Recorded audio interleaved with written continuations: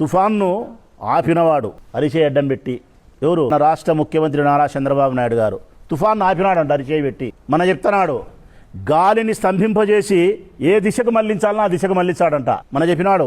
మేము ప్రజలారి నేను చెప్పిన మాటలు కాదు, ఇది ఆగిత్యంగా ఆయన చెప్పిన మాటలు, అంతకంటే ఆగిత్యంగా పత్రికల్లో రాసినారు ఆంధ్రజ్యోతి, ఈనాడులో. గాలిని ఏ దిశకు మళ్లించాలో ఆ దిశకు రైతుల కోసం మళ్లిస్తాడంట. ఇంకా దారుణం ఏంటంటే దీని అమ్మ బతుకేసరా తలకేసి కొట్టుకోవాలనిపిస్తుంది. ఎండ 45 డిగ్రీలు ఉందంట, 10 డిగ్రీలు తగ్గించాడంట. మన చెప్పినాడు ఉద్యోగస్తులకు 45 డిగ్రీలు ఉంది ఎండ, 10 డిగ్రీలు తగ్గిస్తా అన్నాడు. కొట్టుకోవాలా మా ముఖానికి వేసి మేము ఈ ముఖ్యమంత్రితో. నువ్వు ఎండ తగ్గించావు, తుఫాన్ ఆపుతావు, గాలి మళ్లిస్తావు, డీజిల్ దొరకదు, అన్నీ ఉన్నాయి.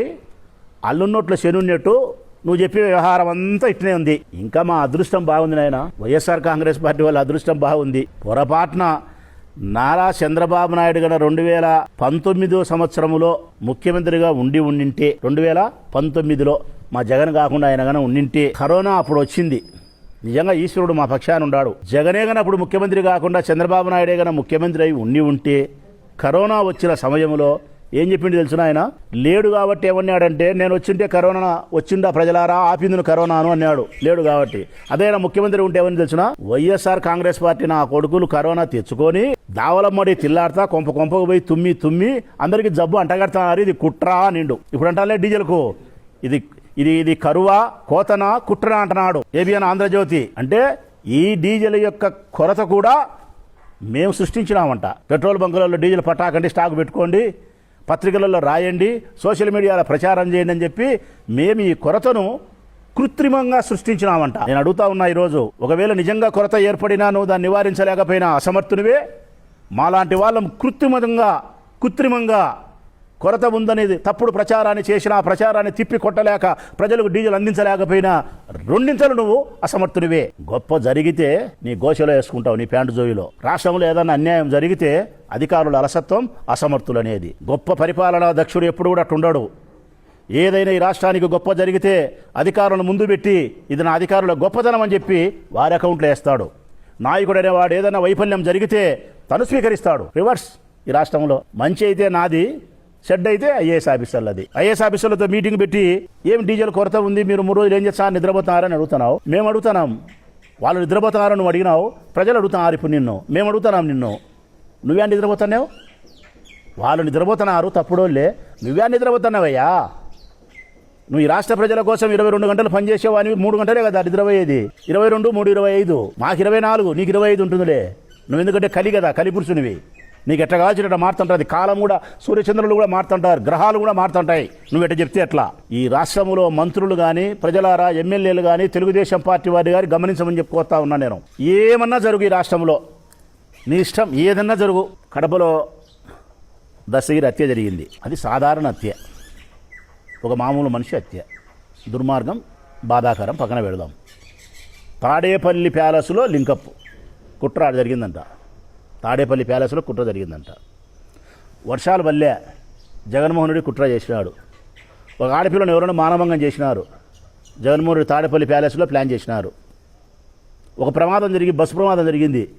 తాడేపల్లి ప్యాలెస్లో రిమోట్ ఆపరేట్ చేసినారు. అంటే ఈ రాష్ట్రంలో ఏ పాపర పనులు జరిగినా, ఏ విషాదకర సంఘటనలు జరిగినా, ఏ సంక్షోభ పరిస్థితులు ఉత్పన్నమైనా అన్నిటికీ తాడేపల్లి ప్యాలెస్కు సంక్షోభం చేసే కాడికి వచ్చినారు మీరు. అంటే మీరు స్పృహలో ఉండారా లేరా? ఇంకా మీ ప్రభుత్వం ఉంది అనుకుంటారా, లేకుంటే మా ప్రభుత్వమే ఉంది అనుకుంటున్నారా? మీరేమనుకుంటున్నారంటే ఇంకా జగన్మోహన్ రెడ్డి ప్రభుత్వమే ఉంది, మనం విమర్శించవచ్చు అనుకుంటున్నారు. మర్చిపోయినారు మీరు ముఖ్యమంత్రులు అనేది కూడా. ఇంకా లాస్ట్గా మీరు ఎట్టతాయారంటే మంత్రులు మనం మాట్లాడుతున్నారు. రాంప్రసాద్ మాట్లాడుతున్నాడు, పార్థసారథి మాట్లాడుతున్నాడు, ఆయన నిమ్మల రామానాయుడు మాట్లాడుతున్నాడు, ఇంకొక ఆయన మాట్లాడుతున్నాడు, అందరూ మాట్లాడుతున్నారు. ఏదైనా జరుగు తాడేపల్లి ప్యాలెస్. లాస్ట్ గీల పరిస్థితి ఆడికి వచ్చిందంటే, మీ ఇళ్లల్లో మీ పిల్లలు మీకు బువ్వ పెట్టకపోయినా, పొరపాటున మీ పిల్లలు మీకు బువ్వ పెట్టకపోయినా, తాడేపల్లి ప్యాలెస్లో జగన్మోహన్ రెడ్డి కుట్ర చేసినాడు అని లింకప్ చేసే కాడికి వచ్చినారు మీరు. మానుకోండి ఈ అబద్ధాలు, ఈ ఆగిత్యపు మాటలు మానుకొని ఈ రాష్ట్రంలో జరుగుతున్న అనేక రకాల ప్రజా వ్యతిరేక విధానాలను రూపుమాపడానికి, డీజిల్ పెట్రోల్ యొక్క కొరత సంక్షోభం నుంచి రాష్ట్రాన్ని గడ్డకి తీసుకొచ్చేదానికోసం మీరు ప్రయత్నం చేయాలా. వైఎస్ఆర్ కాంగ్రెస్ పార్టీ ప్రొద్దుటూరు నియోజకవర్గం నుంచి నేను గట్టిగా డిమాండ్ చేస్తాను ఈ ప్రభుత్వాన్ని. గడిచిన ఈ వారం రోజులుగా 5 రోజులుగా పెట్రోల్ డీజిల్ కొరత వలన ఏ ఆటో డ్రైవర్లు అయితే ఇబ్బంది పడతా ఉన్నారో వారికి రోజుకు ఒక్కొక్కరికి 1000 రూపాయలు చెల్లించాలా మీరు రాష్ట్ర వ్యాప్తంగా రోజుకు 1000 రూపాయలు చెల్లించాలా వాళ్ళకు 5 రోజులు వెళ్తే 5000 ఇవ్వాలా ఎన్ని ఆటోలు ఉంటే అందరికీ ఇవ్వాలా కారణం భోజనం లేదు వాళ్ళకు ధరలు పెరిగిన దానికి మీరే సమాధానం చెప్పాలా రైతులకు మీరే సమాధానం చెప్పాలా అత్యవసర పరిస్థితులు ఉండే అంబులెన్సులకు మీరే సమాధానం చెప్పాలా గవర్నమెంట్ హాస్పిటల్ ఆపరేషన్ థియేటర్లు డీజిల్ లేకపోతే ఆగిపోయే దానికి మీరే సమాధానం చెప్పాలా అసమర్థుడు ఈ ముఖ్యమంత్రి ఈ రాష్ట్రాన్ని పరిపాలించడానికి చంద్రబాబు నాయుడు గారికి ఏమాత్రం అర్హత లేదు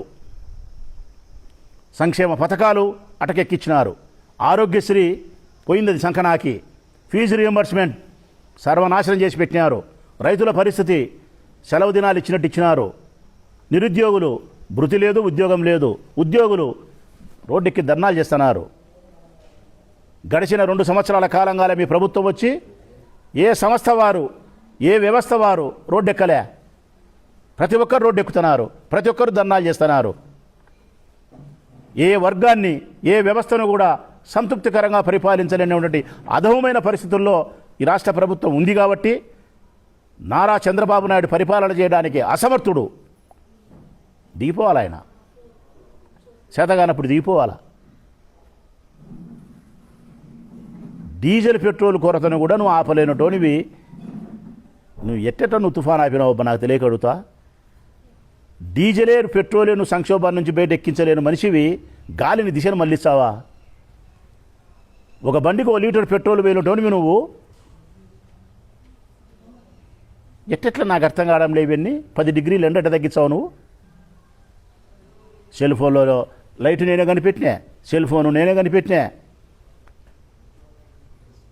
బాగలే ఈ ప్రభుత్వం వచ్చిన ఈ 2 సంవత్సరాల కాలంలో దుర్మార్గమైనటువంటి పరిపాలన నడుస్తూ ఉంది కక్ష సాధింపు చర్యలు వాళ్ళు దోచుకుండే పరిస్థితి అవినీతి కార్యక్రమాలు ఆదాయ వనరులు సృష్టించుకునే తప్ప ప్రజల గురించి ఆలోచించే పరిస్థితి లేదు ఈ రాష్ట్రంలో డీజిల్ పెట్రోల్ కొరతకు ఈ రాష్ట్ర ప్రభుత్వం సమాధానం చెప్పాలా వీలైనంత త్వరగా డీజిల్ పెట్రోల్ కొరత నుంచి ఈ రాష్ట్రాన్ని గట్టెక్కించే ప్రయత్నం చేయాలి కేంద్ర ప్రభుత్వాన్ని అడిగితేనేమో మేము అన్ని ఇండియన్లు సక్రమంగా ఇస్తున్నాము మా దగ్గర ఏ పెండింగ్ లేదు భారతదేశ పెట్రోలియం సంస్థ చెప్తా ఉంది అన్ని ఇండియన్లు మేము సరఫరా చేస్తున్నాం మా దగ్గర నుంచి ఏం లోపం లేదు మీ ముఖ్యమంత్రి దగ్గరనే లోపం ఉంది మీ రాష్ట్రంలోనే పరిపాలనలోనే లోపం ఉందని చెప్పి భారతదేశ ప్రభుత్వం చెప్తాంది ఈయన చూస్తే నాదేం తప్పు లేదు అధికారుల మీదనే నేపం నెడుతున్నాడు చంద్రబాబు నాయుడు పరిపాలనలో ఈ రాష్ట్రం ఏ దిశగా ప్రయాణం చేస్తుందో రైతులు ఎట్లుండారు విద్యార్థులు ఎట్లుండారు ఉద్యోగస్తులు ఎట్లుండారు నిరుద్యోగులు ఎట్లుండారు పేద మహిళలు ఎట్లుండారు గృహిణులు ఎట్లుండారు